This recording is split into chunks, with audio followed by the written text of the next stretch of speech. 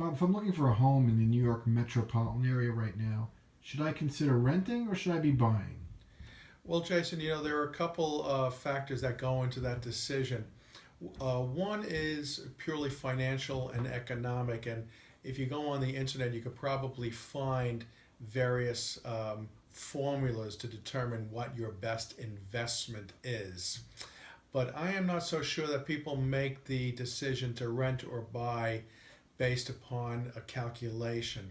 I think they make the decision based upon the lifestyle that they want to achieve and the financial status that they currently have versus how they see themselves in the future.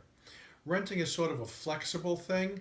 It's relatively inexpensive. In order to get into a rental, you probably have to pay the first month's rent, 1 or 2 months security, maybe a broker's commission, and you're into the apartment.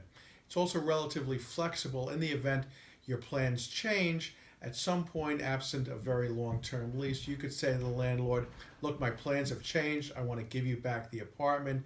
You give back the keys and you move to wherever, your next position is going to be. It's also relatively inexpensive in terms of maintenance.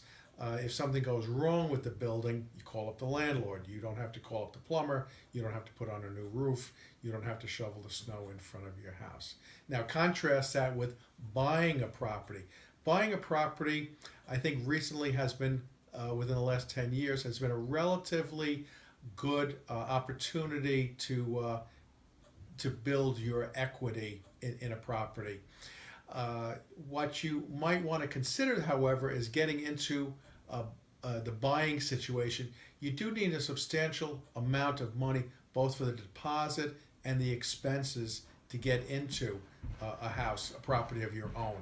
And those expenses the expenses alone could run 10, 20, 30, $40,000, depending on the mortgage and the location of your property, as well as the deposit or down payment.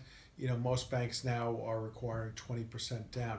So you could really need a large sum of money to get into a property.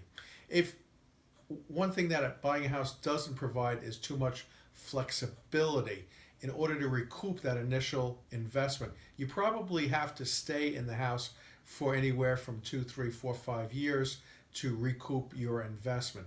But along those times, you are also getting appreciation. Your house is appreciating. Rule of thumb, they usually say, is about 5% a year. So you're getting that appreciation. You're probably getting some tax benefits. So overall, I would say if you have the funds, a relatively substantial amount of funds, both for expenses and the down payment, you think your lifestyle is going to be stable over maybe the next 5 years or so. You understand, of course, that if there needs to be any repairs to the property, you have to do it. You have to invest more money into it. There's no landlord to call.